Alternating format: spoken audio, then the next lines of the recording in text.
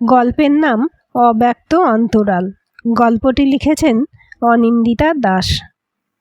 এই নিয়ে পরপর 7 দিন ব্যাপারটা লক্ষ্য করল অনুশ্রী। ব্যাপারটা সত্যিই ভীষণভাবে অদ্ভুত। ঘটনাটা প্রথমবার দেখে অনুশ্রী এতটাই ভ্যাবাচ্যাকা খেয়ে গেছিল যে ঠিক কী করা উচিত বুঝে উঠতে পারেনি। রিতমের সঙ্গে বিয়ের দিন 10 কেটেছে সবে তখন। শ্বশুরবাড়ির সবাইকে রবিবার ছুটির দিনে খাবার পরিবেশন করবে বলে অনুশ্রী রান্নাঘরের দিকে পা বাড়িয়েছিল সেদিন। আর সেখানে গিয়েই দেখলো অনুশ্রী যে ওর শাশুড়ি সুমনা দেবী সবার জন্য বাটিতে বাটিতে পাঁঠার মাংস বেড়ে রাখতে রাখতে এক টুকরো করে মাংস সমানে নিজের মুখে পুড়ছেন। ব্যাপারটা দেখে হতভম্ব হয়ে গিয়েছিল অনুশ্রী। বিয়ের পর যে কদিন শাশুড়ি মাকে ও দেখেছে সে কদিনই দেখেছে খেতে বসে খাবার ব্যাপারে অসম্ভব অনীহা ভদ্রমহিলার। কেমন যেন ফেলা ছাড়া করে খাবার খান তিনি। দেখে মনে হয় খেতে ওর একেবারেই ভালো লাগে না, কোনো রকমে গিলতে হয় বলে গিলছেন খাবারগুলো। রিতমকে এই ব্যাপারে জিজ্ঞেস করলে সে সপাটে উত্তর দিয়েছিল, মা চিরকালই এমন, ভালো করে খেতে পারে না কোনোদিনও, খেতে বসতে এত দেরি করে। আমাদের সাথে বসে কোনোদিন খায়নি মা খাবার টেবিলে। আমরা উঠে যাবার পর টেবিল পরিষ্কার করে তারপর কি একটু নিয়ে নাড়াচাড়া করে রেখে দেয়। মাঝে তো বিরক্ত হয়ে বাবা ডাক্তারও দেখিয়েছেন মাকে, কিন্তু কোনো কাজ হয়নি। ডাক্তার বলেছেন মায়ের শরীরে সব কিছুই ঠিকঠাক আছে, কিন্তু মা যে কেন খেতে চান না ঠিকঠাক করে সে রহস্যটার কোনো সমাধান হয়নি।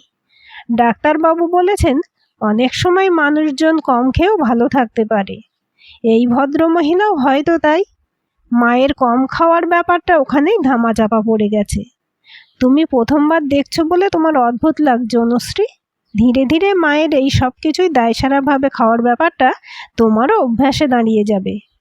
অনুশ্রী আর কথা বাড়ায়নি তারপর, কিন্তু খুব খারাপ লেগেছে ওর এই ভেবে যে শাশুড়ি মা সারাদিন রান্না বান্না করেন, বাড়ির সবাইকে পরিপাটি করে খেতে দেন, কিন্তু তিনি নিজে কেন ভালো করে খান না কিছু। খাওয়া দাওয়ার ব্যাপারটা তো নিজের হাতেই, নিজের পছন্দ মাফিক কিছু রান্না করেন না কেন শাশুড়ি মা। কিন্তু তারপর অনুশ্রী সেদিন রান্নাঘরে শাশুড়ি মায়ের ওই প্রত্যেকের জন্য পরিবেশন করা মাংসের বাটি থেকে মাংস তুলে খাওয়াটা দেখে হতবাক হয়ে গেছে। ব্যাপারটা এতটাই অদ্ভুত লেগেছে অনুশ্রীর যে ও কিছুই বলতে পারেনি রিতমকে এই ব্যাপারে। বুদ্ধিমতী অনুশ্রী তখন মনে হয়েছে এই রকমভাবে শাশুড়ি মায়ের খাওয়ার পিছনে একটা গভীর রহস্য নিশ্চয়ই লুকিয়ে আছে। শ্বশুরবাড়ির অন্দরমহলের কোনো গোপন রহস্য আছেই, যা বিবাহ সূত্রে সদ্য এ বাড়িতে পা রাখা অনুশ্রীর একেবারেই অজানা। সেদিনই অনুশ্রী মনস্থির করে ফেলেছিল যে এই গোপন রহস্য ভেদ করতেই হবে, যে শাশুড়ি মা কেন সবার সামনে বসে অত্যন্ত অভক্তি সহকারে খাবার খান এবং বাড়ির সবার অন্তরালে তাদের জন্য পরিবেশন করা বাটি থেকে খাবার তুলে খেয়ে নেন। অনুশ্রী একদিনে আরও একটা ব্যাপার বেশ বুঝতে পেরেছে, যে শাশুড়ি মা রান্নাঘরে যখন খাবার দাবার গুছিয়ে পরিবেশন করেন তখন সেখানে বাড়ির কেউ কোনোদিন উঁকিও মারে না। নিজের মতো করে শাশুড়ি মা খাবার দাবার গোছান এবং চুপিসারে সমান মুখ চলতে থাকে তার। অনুশ্রীর বিয়ে হওয়ার পরও তাই এই অভ্যাসটা তিনি পাল্টাতে পারেননি। আসলে বাড়িতে নতুন বউ আসার পরে শাশুড়ি মা এতদিনকার অভ্যাসটা চট করে বদলে ফেলতে পারছেন না। তিনি অবহিত নন যে বৌমা অনুশ্রী তাকে সাহায্য করার জন্য রান্নাঘরে আসছে এবং তার অদ্ভুত কাণ্ডকারখানা দেখে অবাক হয়ে আবার ফিরে যাচ্ছেন নিজের ঘরে। অনুশ্রীর প্রাণের বন্ধু ইলিনা মনস্তত্ত্ববিদ। এই ব্যাপারে ইলিনার সঙ্গে আলোচনা করাটাই সবচেয়ে জরুরি এবং ফলপ্রসূ হবে। এই ব্যাপারটা মনে করে ইলিনাকে ফোন করে গোটা ঘটনাটা অনুশ্রী জানালো। সবটুকু মন দিয়ে শুনে ইলিনা বলল, আগামীকাল তুই অফিস থেকে ছুটি নে, সকালে সময় মতন অফিসে বেরোনোর জন্য বাড়ি থেকে বেরিয়ে পড়বি। তারপর তুই আর আমি একসঙ্গে তো শ্বশুর বাড়িতে হঠাৎ করে দুপুরবেলা যাব। ওই সময় তো শ্বশুর মশাই, বর আর 2 দেওর বাড়ির বাইরে থাকবে।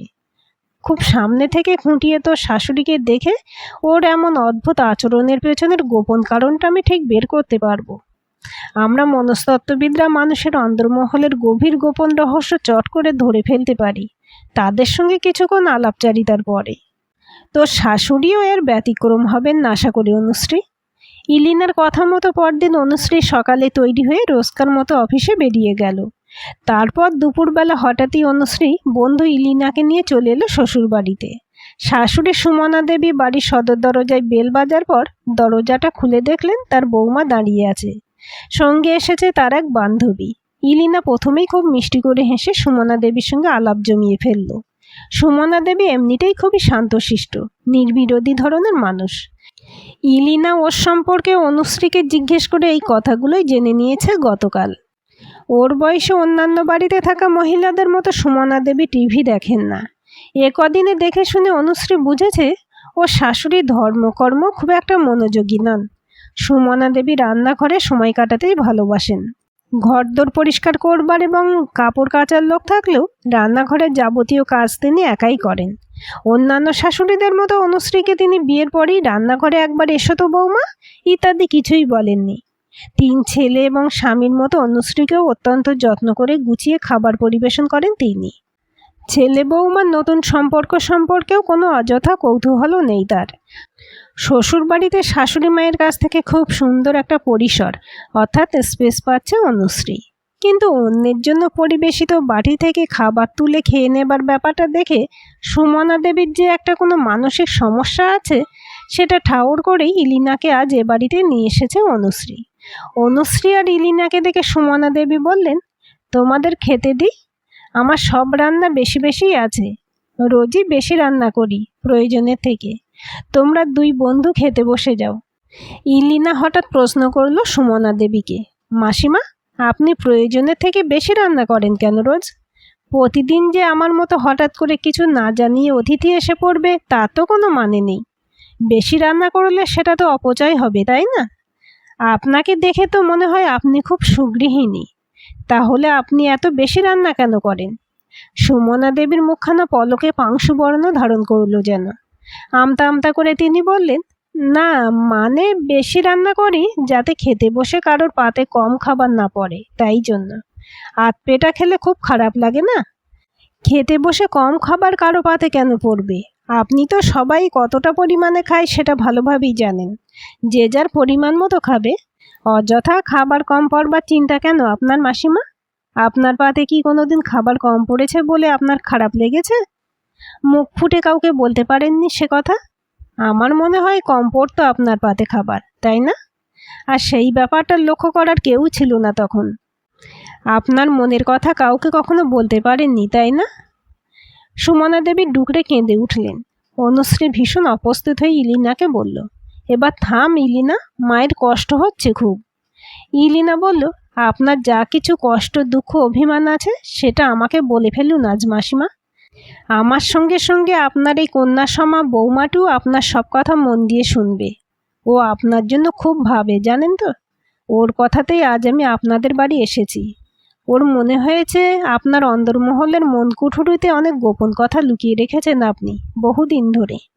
সেই কথাগুলো এবারে একটু সবার সামনে আসুক মাসিমা। আপনার রাগ, দুঃখ, ক্ষোভ, হতাশা সব কিছু একটু পরিষ্কারভাবে বলুন। কাউকে বলে মনটা হালকা হলে খুব ভালো লাগবে আপনার। আমাকে আর আপনার বৌমাকে বিশ্বাস করে আপনি আজ মন খুলে সব কথা বলুন মাসিমা, প্লিজ। ইলিনা অনেকক্ষণ চলে গিয়েছে। আজ অনুশ্রী সারা বাড়িতে ঘুরে ঘুরে সন্ধ্যারতি দেখিয়েছে। শ্বশুরমশাই রিতম অফিস থেকে বাড়ি ফিরলে চা জল খাবার দিয়েছে। ওদের সব প্রশ্ন দৃষ্টি দেখে বলেছে, মায়ের শরীরটা আজ ভালো নেই। আমি তাই বললাম বিকেলের জল খাবার আর রাতের খাবার আমি বানাবো। মা নিজের ঘরে বিশ্রাম নিচ্ছেন। শ্বশুরমশাই বললেন, না খেয়ে খেয়ে যত রকম অশান্তি ডেকে আনা। এদিকে ডাক্তার দেখালে সে বলে কোনো রোগই নেই। কি যে কাণ্ড ঘটায় তোমার শাশুড়ি। রিতম বাবার দিকে তাকিয়ে মাথা নাড়িয়ে নীরবে নিজের সমর্থন জানিয়ে দিল। বেশ।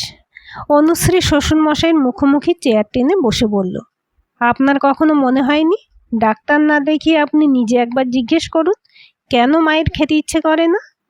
কখনো মনে হয়নি একটা মানুষ কোথাও বেরোতে চায় না কেন? টিভি দেখায়, বেড়ানোয়, পুজো আচ্চায় কোনো কিছুতেই মানুষটার কোনো উৎসাহ নেই। রিতম, তোমারও কখনো মনে হয়নি এগুলো? মাকে নিয়ে তোমরা 3 ভাই বা বাবা কখনো সেভাবে ভাবোইনি কিছু, তাই না? রিতম কিছু একটা বলতে গেলে শ্বশুরমশাই ওকে থামিয়ে বললেন, তুমি বৌমা হঠাৎ করে তোমার শাশুড়িকে নিয়ে এত ভাবতে যাচ্ছ কেন? কিছু কি বলেছে সে তোমায়? অনুশ্রীর চোখে জল চলে এলো। কোনো ক্রমে সেটা সামলে ও বলল, মাত্র 16 বছর বয়সে স্কুল ফাইনাল পরীক্ষা দিয়ে মফস্বল শহর থেকে কলকাতার এই বনেদি বাড়িতে বিয়ে হয়ে এসেছিলেন মা। মায়ের বাপের বাড়ি আপনাদের এ বাড়ির মতো এত প্রাচুর্যশালী না হলেও নেহাত খারাপ আর্থিক অবস্থা ছিল না তাদের। বাবা মায়ের একমাত্র কন্যা সন্তান ছিলেন মা। খেতে ভালোবাসতেন খুব। বাড়ির বাগানে যথেষ্ট পরিমাণে আম, কাঁঠাল, লিচু, পেয়ারা গাছ ছিল। সারাদিন ঘুরে ঘুরে ফল খেতেন মা। মাছ মাংস দুটো খেতেই ভালোবাসতেন। কোনোদিন 2 রকম মাছের কম খাননি তিনি বাপের বাড়িতে। কিন্তু বিয়ে হওয়ার পর ওই ছোট্ট মেয়েটি শ্বশুরবাড়িতে এসে প্রথম দিন থেকেই কি যে খাওয়ার কষ্ট পেল। শাশুড়ি মা ফুলশয্যার পরের দিন বলেছিলেন, মেয়ে ছেলের বেশি নোলা ভালো না, মেয়ে ছেলে খাটবে বেশি খাবে কম। চিরকাল আমার শাশুড়ি এই নীতিতে বিশ্বাসী ছিলেন। আমিও তাই তোমাকে জীবনের এই সারসত্যটুকু বুঝিয়ে দিলাম বৌমা। খাওয়া নিয়ে বেশি ছুকছুকানি আমার একেবারেই পছন্দ নয়। সেই শুরু। তারপর থেকে নতুন বউ সুমনা খেতে বসলেই তার শাশুড়ি নানা আছিলায় কম খাবার দিতেন তাকে। প্রত্যেক দিন আধপেটা খেতে খেতে খাবার প্রতি কি তীব্র যে একটা আকর্ষণ ছিল সুমনার। কম সময়ের ব্যবধানে 3-3বার মা হয়েছেন তিনি। একবারের জন্য বাপের বাড়িতে তাকে যেতে দেননি শাশুড়ি। এ বাড়িতে কাজের অসুবিধা হবে এই আছিলায়। গর্ভাবস্থায় এবং বাচ্চা জন্ম দেওয়ার পরে কি ভীষণ খিদে পায় মেয়েদের। সুমনারও রাক্ষুসে খিদে ছিল খুব, কিন্তু খাবার পেতেন না তিনি তার প্রয়োজন অনুযায়ী। পরিমাণ মতো দুধ, ফল, মাছ মাংস কিছুই জুটত না। এই নিয়ে 2-1বার স্বামীকে বলতে গেলে কপালে অত্যন্ত দুর্ভোগ জুটেছিল সুমনার। স্বামী বিশ্বাস করেননি তার মা কাউকে কম খেতে দিতে পারেন এই কথাটা। দায়িত্ব নিয়ে মাকে ব্যাপারটা জানালে সুমনার শাশুড়ির অত্যাচার আরও বেড়ে গিয়েছিল। হাতে পয়সাও পেতেন না সুমনা কোনোদিন স্বামীর কাছ থেকে। অবশ্য পয়সা পেলেও বা কী হতো, বউ মানুষের বাড়ি থেকে বেরোনো মানা ছিল। তিনি কি আর খাবার কিনে খেতে পারতেন? দেওয়ালে পিঠ ঠেকে গিয়ে সুমনা নিজেকে বাঁচানোর জন্য এক অদ্ভুত পন্থা তারপর থেকে নিলেন। অনুশ্রীর শ্বশুর কথাগুলো শুনতে শুনতে রাগে দিশেহারা হয়ে বললেন, কি অসভ্য মেয়ে ছেলে তোমার শাশুড়ি, সেটা তুমি বুঝতে পারছো অনুশ্রী? 2 দিন হলো ছেলের বউ বাড়িতে এসেছে, আর তার সামনে ঘটা করে আমার মায়ের আর আমার নামে নিন্দে করে বেরিয়েছে। ওসব বদমাইশি আমি ঘুচিয়ে দেব আজ। অনুশ্রী কিছু বলবার আগেই রিতম হঠাৎ বলে উঠল, তুমি এরকম কিছুই করবে না বাবা। আমি নিশ্চিত মা অনুশ্রীকে নিজে থেকে কিছুই বলেনি। মায়ের কোনো একটা ব্যবহার দেখে নিশ্চয়ই অনুশ্রীর কিছু মনে হয়েছে, আর তারপর মায়ের কাছ থেকে কথাগুলো বের করেছে ও। অনুশ্রী বলল, বা রিতম, তোমার তো বেশ বুদ্ধি। তবুও কেন যে কখনো মায়ের না খাবার কারণগুলো খুঁজে দেখার চেষ্টা করনি সেটা ভেবে কিন্তু আমার সত্যিই খুব অবাক লাগছে। রিতম মাথা নিচু করে বলল, সত্যি আমরা 3 ভাই সেভাবে কোনোদিন মায়ের ভালো থাকা না থাকা নিয়ে খোঁজ নিইনি। নিজেদের পড়াশোনা কাজকর্ম নিয়ে সবসময় এতটাই ব্যস্ত থেকেছি যে মায়ের কোনো অসুবিধা হচ্ছে কি না সেটা কখনো তলিয়ে ভেবে দেখিনি। অনুশ্রী বলল, কতটা কষ্ট পেয়েছেন মা জানো তোমাদের এমন ব্যবহারে? মুখ ফুটে কিছুই বলেননি কখনো কাউকে, শুধু নিজে সহ্য করে গিয়েছেন। বাপের বাড়িতে না যেতে যেতে সেখানে ভাই ভাসদের কাছেও মা আজ ব্রাত্য। মা বাবাকে তো আগেই হারিয়েছেন তিনি।